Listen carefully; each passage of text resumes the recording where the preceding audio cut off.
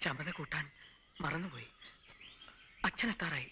നിൽക്കൂ, ഇനിയും സമയമുണ്ടല്ലോ. അച്ഛൻ പുറത്ത് വേറെ ഒരു ലോകമുണ്ട്. അവിടെ മനുഷ്യരുണ്ട്. വല്ലപ്പോഴും അവരെ പറ്റി കുമാരൻ ആലോചിച്ചിട്ടുണ്ടോ? എല്ലാവരും വ്രതം മുടക്കാൻ ശ്രമിക്കും, അച്ഛൻ പറഞ്ഞിട്ടുണ്ട്. ആശ്രമവാസികളും ഞങ്ങളും വ്രതധർമ്മമുള്ളവരാണ്. തിരക്കുണ്ടെങ്കിൽ നടന്നോളൂ. നാളെ വരുമോ? വരണം. എന്റെ കൂടെ വേറെയും ചങ്ങാതിമാരുണ്ടാവും. വരില്ലേ? വരണം.